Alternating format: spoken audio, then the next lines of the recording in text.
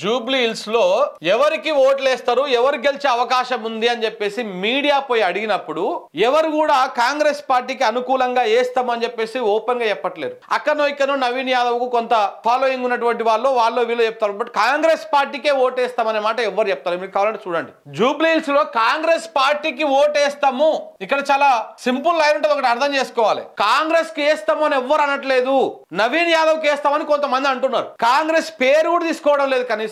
ఎందుకంటే నవీన్ యాదవ్ కొంత లోకల్ కాబట్టి ఆయన పేరు వస్తా ఉంది.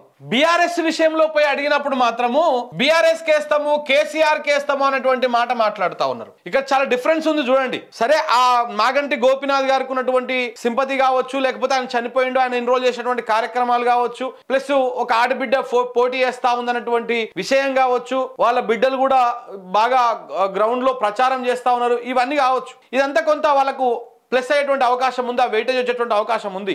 కానీ అక్కడ మాగంటి సునీత గారికి వేస్తామని కొంతమంది చెప్తా ఉన్నారు. మెజారిటీగా బీఆర్ఎస్ పార్టీకి వేస్తాము, కేసీఆర్ కి వేస్తాము అన్నటువంటి మాట వస్తా ఉంది. కానీ నవీన్ యాదవ్ కి వేస్తాము అన్నటువంటి చెప్పినటువంటి బయటలలో నవీన్ కి వేస్తామంటారు, కానీ కాంగ్రెస్ పార్టీకి దాల్తే అని చెప్పేసి ఎవడు అనట్లే.